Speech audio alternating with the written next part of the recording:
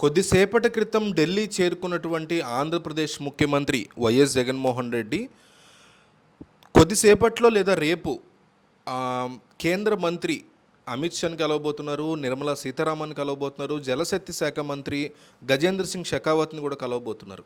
అయితే ఆయన కేవలం ఆంధ్రప్రదేశ్కి సంబంధించినటువంటి అంశాల మీద మాత్రమే ఢిల్లీకి వెళ్ళలేదని, ఆయన దగ్గర ఇంకొక రకమైనటువంటి ప్లాన్ బి కూడా ఉందని, ప్లాన్ బి అంటే ప్లాన్ 2 కూడా ఉందని మనకి స్ట్రాంగ్ సమాచారం ఉంది. అదేంటంటే ఆంధ్రప్రదేశ్లో కొద్ది రోజుల్లోనే, అంటే ఒక 2 నెలల్లోనే ఎలక్షన్ రాబోతుంది. అట్లాగే లోక్సభ ఎలక్షన్ కూడా రాబోతుంది. రానున్నటువంటి ఎన్నికల్లో ఎంతవరకు తమ పాచిక పారుతుంది అనే విషయంలో బీజేపీ కాన్ఫిడెంట్గా ఉన్నప్పటికీ, పైకి మేకపోతు గాంభీర్యం చూపిస్తున్నప్పటికీ, ఒకవేళ ఏమైనా తేడా వస్తే ఎంపీల సపోర్ట్ కావాల్సి ఉంటుంది అనేటువంటి ఒక భయం ఉంది వాళ్ళకి. సో దీన్ని అడ్డం పెట్టుకుని జగన్మోహన్ రెడ్డి నేరుగా నరేంద్ర మోడీ వద్ద, అమిత్ షా వద్ద ఒక ప్రపోజల్ని, ఆఫర్ని పెట్టబోతున్నారు.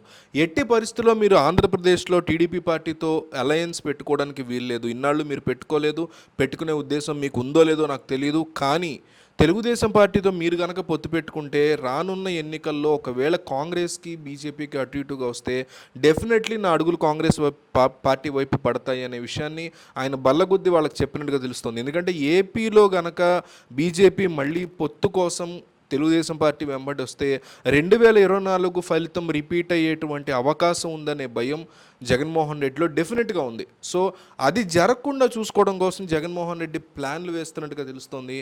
సో దీనికి ఖచ్చితంగా ఒప్పుకోవాల్సినటువంటి పరిస్థితి ఉంది బీజేపీ పార్టీకి. ఎందుకంటే దేశంలో జమ్మూ కాశ్మీర్లో కూడా కాస్త ఓటు బ్యాంక్ ఉందేమో బీజేపీ పార్టీకి. ఎటొచ్చి లేనిది కేరళ, ఆంధ్రప్రదేశ్లోనే. ఓ పక్క కర్ణాటకలో మొన్నటి వరకు వాళ్ళు అధికారాన్ని చెలాయించారు. మొన్న తెలంగాణలో కూడా కాస్తంత వేవ్ చూపించగలిగారు. తమిళనాడు ఇప్పుడిప్పుడే గట్టి ప్రయత్నాలు చేస్తున్నారు. కానీ ఆంధ్రప్రదేశ్లో వాళ్ళకి ఏమాత్రం స్కోప్ లేదు.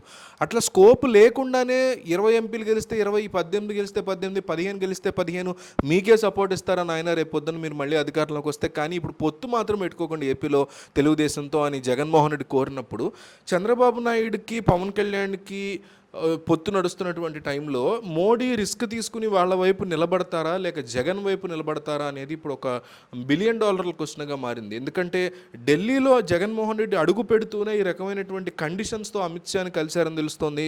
అమిత్ షా దీనికి ఒప్పుకున్నారని కూడా తెలుస్తున్నది మనకు సమాచారం.